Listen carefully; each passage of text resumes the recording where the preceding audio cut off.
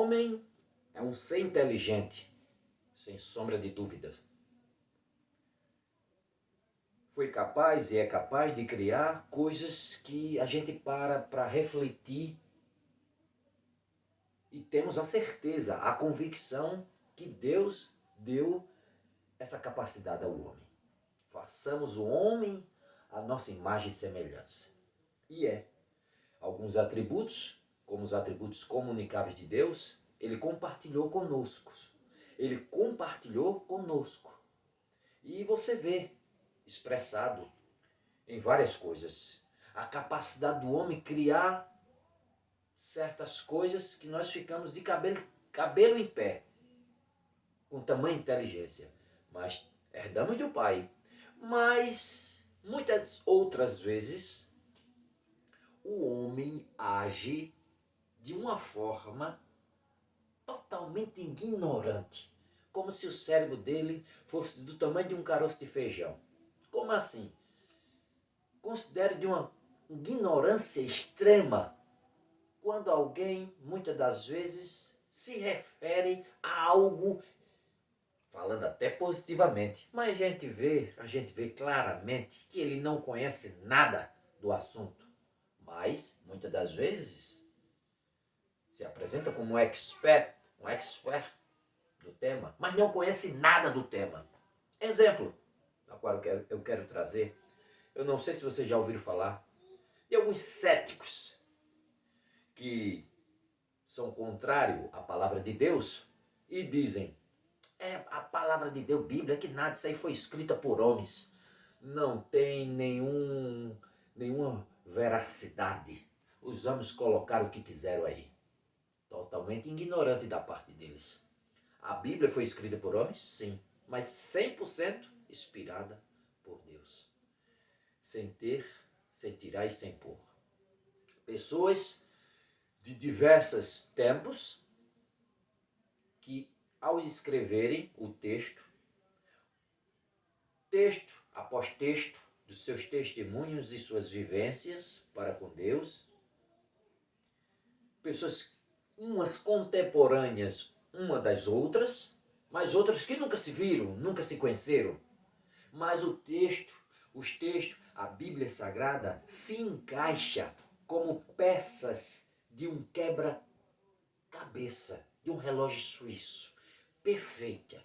Elas não se contradizem. Muitas das vezes o que acontece com traduções que nós temos em nossas mãos, a gente pega um texto, o texto diz uma coisa, o outro diz outra, a gente diz, a Bíblia se contradiz. Primeiro, as Escrituras Sagradas não foi escrita em nossa língua, foi escrita em uma cultura diferente, que os textos mais novos têm aí em média 2000 anos aproximadamente, um pouco mais, um pouco menos de 2000 anos. São os textos, as epístolas, as cartas mais novas que temos. E outras de mais de 2000 anos, 3000 anos atrás, em uma cultura, em uma linha de pensamento totalmente contrária à nossa. Em que você, quando pega um texto e vai fazer uma tradução, muitas das palavras que lá contém, o hebraico, no texto bíblico, é a maior parte, hebraico e alguns trechos em Esdras e Daniel em aramaico, e o Novo Testamento em grego. E agora tem alguns que sugiram que tem também em aramaico, mas o que mais temos, que mais chegou a nós em grande massa, massivamente, é o grego. Então, quando você pega textos de uma época dessa, de uma cultura, de um povo de outra linguística, de outra forma de pensar completamente contrária, um contexto histórico, topográfico, geográfico, literário, totalmente contrário, que escreve de uma forma, e quando você pega o texto que vai pegar a palavra, como é que eu vou traduzir essa palavra para a minha língua? Como é que eu vou pegá-la para traduzir para aqui? Difícil. Como é que eu vou fazer? Como é que eu vou fazer? Porque essa palavra é uma frase. Como é que eu vou encaixar na minha língua? E aí? Aí vem uma dificuldade tremenda. Você revira a volta, dá um nó no cérebro para você conseguir fazer a tradução e encaixar. Aí, às vezes, uma palavra também está muito difícil, ela leva isso ou leva aquilo, aí, às vezes, aquele tradutor tem uma linha de pensamento, aí ele prefere colocar aquela palavra que muitas das vezes defende a sua base. Muitas das vezes não era mais acertada, mas ele coloca, que aí é uma preferência dele. Por isso que nós que estudamos teologia, ou somos formados em teologia, nós estudamos no texto original. A gente vai para o original e vê qual o sentido que a palavra tem de verdade.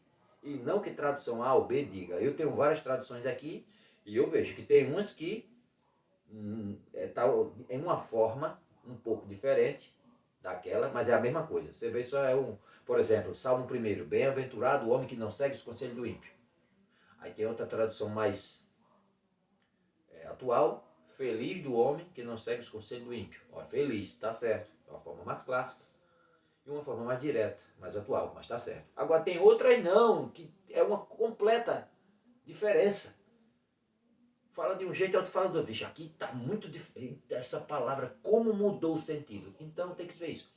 Então aí pegam essas traduções, às vezes para defender, pega outras pessoas leigas, também no assunto, que se deixam engodar, já não tem nenhuma simpatia pelas escrituras, aí abraça mesmo essas ideias.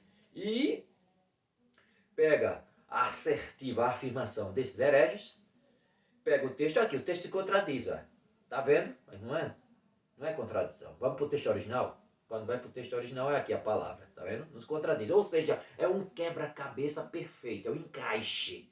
É como um relógio suíço, perfeito, não se contradiz em nada. Você lendo no original, você vai para o original, ele não se contradiz em nenhum ponto, de nenhuma forma. A Bíblia é perfeita, é um encaixe perfeito. Aí se pergunta, homens de diversas épocas, uns contemporâneos e outros que nunca se conheceram, só ouviu falar pelos escritos, mas quando escreveram os seus tempos, inspirado por Deus, encaixa perfeitamente com os ditos do outro. O que o outro disse, o que o outro falou, às vezes está se expressando de uma forma, um se expressa de uma forma, o outro se expressa de outra, porque cada ser humano tem uma forma de pregar, de se expressar, de se explicar, de um jeito diferente do outro, mas o olho do furacão, a essência central é a mesma coisa. A essência central é a mesma coisa. Não muda. Está lá. É uma intertextualidade, uma interdiscursividade entre os textos, é exata, é perfeita, se encaixa. Tem nada de diferente. Ele está se explicando desse jeito, o outro está se explicando desse jeito, mas é o mesmo. Agora, o que, é que você tem que entender? Que os céticos, os ateus gostam de meter o sarrafo. E quem não entende, ou que já não preza de uma simpatia pela Bíblia, aí vai atrás. É que falta um conhecimento de causa. Por exemplo, aí se aprofundar mais, vamos lá. De acordo com o Concílio de Calcedônia, ano 451, lá no concílio, baseando-se na doutrina dos apóstolos, dos pais da igreja, do que os apóstolos estabeleceram, do que vivenciaram, foi definida ali, é uma das teologias, uma das práticas do cristianismo, uma das teologias, uma das linhas do cristianismo sobre um ponto aí sobre a natureza de Cristo, que a gente usa um termo chamado união hipostática, que vem do grego hipotasis, natureza, substância, essência, ou seja, quando se aplica essa expressão a Cristo, união hipostática, significa que Jesus Cristo tem duas naturezas. Ele foi 100% homem, mas também 100% Deus. 100% homem e 100% Deus. E esse mesmo conceito se aplica à Bíblia Sagrada. 100% escrita por homens e 100% inspirada por Deus. 100% divina e 100% escrita por Deus. Ou 100% divina e 100% escrito por homens. Foi 100% divina, Deus inspirou, e 100% escrita por homens. Homem e Deus. Em nenhum momento, preste bem atenção aqui agora, em nenhum momento Deus, quando inspirava aqueles homens, os autores, de diversas linhas de pensamento e cultura, como assim? Cultura no tocante à intelectualidade, homens, autores diversos, de diversas classes sociais e intelectualidades distintas uma dos outros, diversas, de médico a rabinos, a sacerdotes, a pastores, a pescadores. Deus não interferiu na intelectualidade de nenhum deles. Esse é um pescador, é iletrado. Não, eu vou pegar o cérebro dele, tornar a oratória dele eloquente. Pá. Esse aqui é um pastor, esse aqui é um agricultor, um colhedor de sicômoro, um pastor, um criador de gado. Eita, esse homem não tem cultura. Não, eu vou botar ele com a oratória, eu vou transformar a oratória dele e a retórica e a intelectualidade dele. Pá, pá. Quando ele escreveu o texto, escreveu eloquente, com palavras difíceis. Pá. Esse aqui, não, esse aqui não precisa não. Esse já é um rabino, esse é um sacerdote de uma classe real, não precisa não, já está preparado. Foi assim? De jeito nenhum. Deus dava a mensagem, inspirava e cada um se expressava dentro do seu contexto, dentro do seu entendimento, o que entendia, o que via, em um linguajar que as pessoas de seu tempo compreendessem e entendessem, mas dentro da intelectualidade de cada um.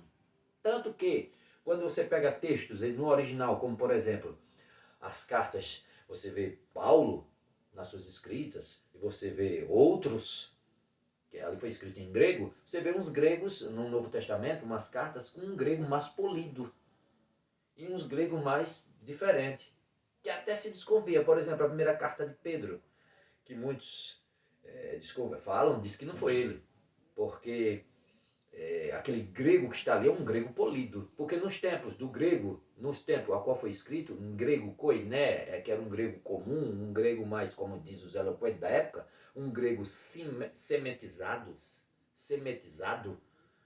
era um grego mais impuro, vamos dizer assim, era diferente do grego clássico, porque tinha o grego koiné comum e o clássico, era como hoje, você ir para os Estados Unidos, fala um pouco de inglês, um inglês meio arranhado, eles podem te compreender, é um meio analfabeto, vamos dizer assim, um inglês meio arrastado, mas você consegue compreender, eles conseguem te entender. Mas se você chegar com esse seu inglesinho arrastado na Inglaterra, você vai se quebrar, porque o inglês lá é muito mais polido. Então era como o tempo da época, o grego koiné, um grego polido, ou melhor, o grego koiné, um grego comum do povo, mais simples, e o grego clássico. Então, aí tinha essa diferença. Aí quando você pega o texto, os textos no original que você vai ler, essa primeira carta de Pedro, era, os eruditos começam a estudar, esse grego dele é muito refinado. O grego que foi escrito, essa primeira carta de Pedro, é muito refinado. Como ele sendo um pescador iletrado, poderia ter escrito assim, com essa destreza. Mas não vê que lá no final da carta, ele fala do seu auxiliar. Ele fala de Silvânio, o seu auxiliar, que era um homem letrado, um homem culto. E com certeza o auxiliou na escrita dessa epístola, dessa carta. Mas não viram isso. Que teve um apoio dele para fazer essa escrita. E outros gregos, que se vê ali, um grego mais normal, um grego mais diferente. Mas, para que vocês possam entender, Deus não interferiu na capacidade de ninguém na hora da escrita. Os inspirou, e nessa inspiração eles foram escrevendo com sua capacidade de eloquência, com a sua cultura, com a sua, o que entendiam, o que viam em seu tempo, em um linguajar que todos pudessem compreender dentro das suas capacidades literárias. Quem era mais eloquente, escrevia com mais eloquência. Quem era menos, mais direto, escrevia. É como alguns homens de grande cultura que vai escrever, eles escrevem muitas vezes com palavras difíceis, mais eloquente. Ele escreve mais difícil. Aí você olha, que palavra quer dizer essa? É um homem culto. Já tem aquele outro, não, direto, escreve direto, é assim, assim, assim, assim. Pronto, é a capacidade de cada um. Deus não interferiu na capacidade de nenhum autor. Escreveram dentro de suas capacidades intelectuais, mas inspirada por Deus. Mas a mensagem central está ali. E quando se pega todos os textos, se encaixa perfeitamente. Ou seja, 100% divina e 100% escrita por homens. Deus os usou para passar a mensagem para os seus conterrâneos, sem interferir de forma alguma em sua capacidade cognitiva, em sua capacidade intelectual. De nenhuma forma. Agora, os céticos e muitos outros, ateus hereges, que batem de frente com a Bíblia, aí querem a desconstruir, querem a desconstrução da mesma. Querem contaminar a cabeça dos incautos, desconstruindo, tirando a autoridade e a veracidade da mesma. Mas a Bíblia é 100% inspirada por Deus e 100% escrita por homem. Da mesma forma que Cristo, em sua natureza, a natureza hipostática, é 100% homem e 100% Deus. Amém? Amém. Quem estuda as Escrituras em toda a sua profundidade, vê minuciosamente que não há falhas. É perfeito. Amém? Que Deus abençoe. Até a próxima.